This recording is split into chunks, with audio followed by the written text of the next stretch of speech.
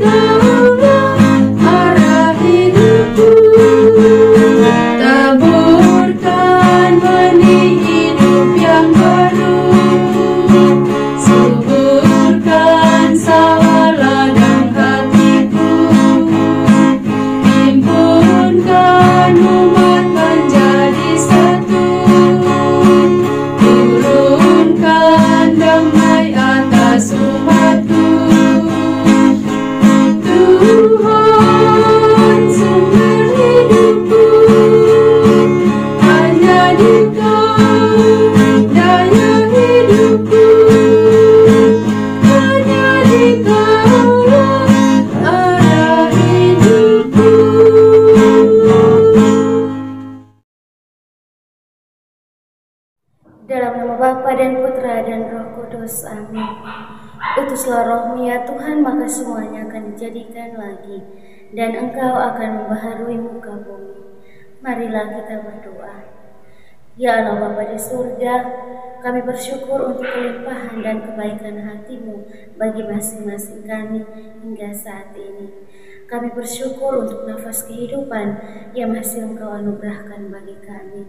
Kami mohon kepadamu ya Tuhan, bukalah akal budi dan pikiran kami masing-masing, agar kami boleh mendengarkan sabda-Mu dalam seluruh hari ini, dan boleh melaksanakannya atau mewujud nyatakannya dalam kehidupan kami setiap hari.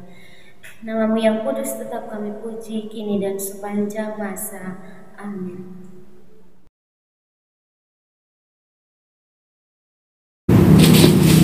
Sapaan Sabda Tuhan diambil dari Injil Yohanes bab 20 ayat 2 sampai 8. Ia berlari-lari mendapatkan Simon Petrus dan murid yang lain yang dikasihi Yesus dan berkata kepada mereka, "Tuhan telah diambil orang dari kuburnya dan kami tidak tahu di mana ia diletakkan."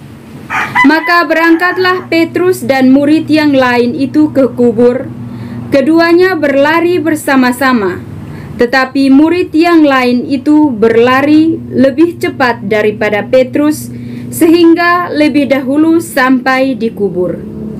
Ia menjenguk ke dalam dan melihat kain kafan terletak di tanah, sedang kain peluh yang tadinya ada di kepala Yesus tidak terletak di kain kafan itu, tetapi agak ke samping di tempat yang lain dan sudah tergulung. Maka masuklah juga murid yang lain yang lebih dahulu sampai di kubur itu, dan ia melihatnya dan percaya. Demikianlah sabda Tuhan. Terpujilah Kristus.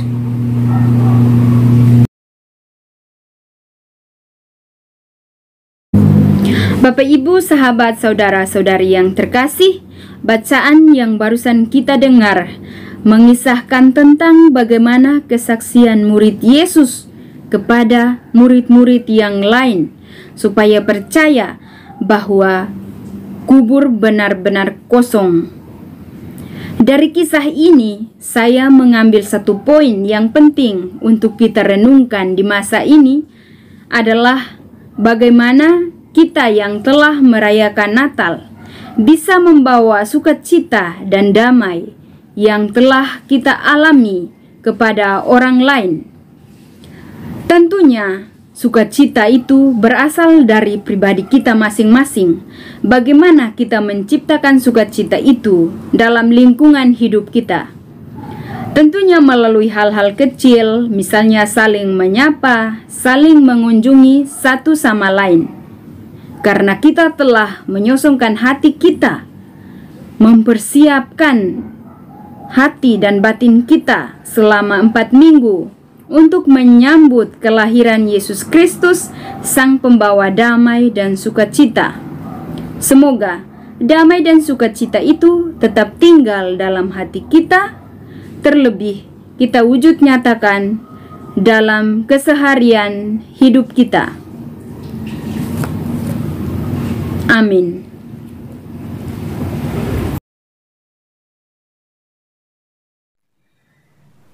Marilah kita menyampaikan doa-doa dan permohonan kita.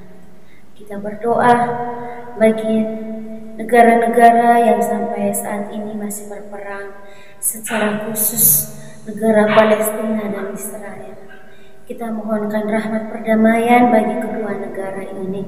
Kiranya Roh Kudus Tuhan senantiasa mendiami hati mereka masing-masing, agar mereka boleh menyadari akan pentingnya dan indahnya perdamaian, sehingga mereka boleh mengalami kedamaian dan juga boleh mengalami situasi hidup yang tenang dan damai. Marilah kita mohon, kabulkanlah doa kami ya Tuhan. Marilah kita berdoa juga untuk semua mereka yang sakit. Kita mendoakan semoga melalui tangan para dokter, para perawat, dan juga siapa saja yang membantu mereka dalam proses penyembuhan, kiranya boleh mengalami kesembuhan pada waktunya.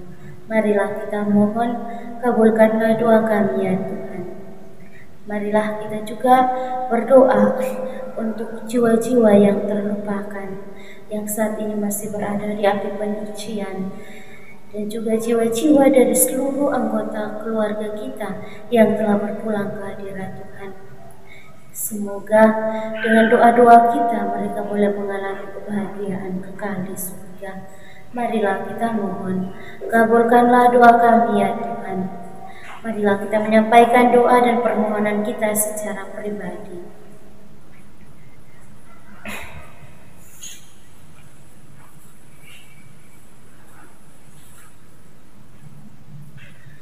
Kita satukan semua doa dan harapan kita dengan doa yang diajarkan oleh Kristus sendiri. Bapa kami yang ada di surga, dimuliakanlah namamu.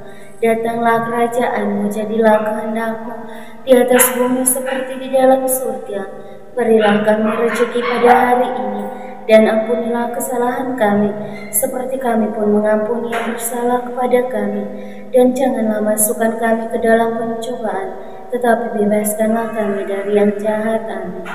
Salam Maria, penuh rahmat, Tuhan sertamu. Terpujilah engkau di antara wanita, dan terpujilah buah tubuhmu, Yesus. Santa Maria, Bunda Allah, doakanlah kami yang berdosa ini, sekarang dan waktu kami mati. Amin. Kemuliaan kepada Bapa dan Putra dan Roh Kudus, seperti pada permulaan, sekarang, selalu, dan sepanjang segala abad. Amin.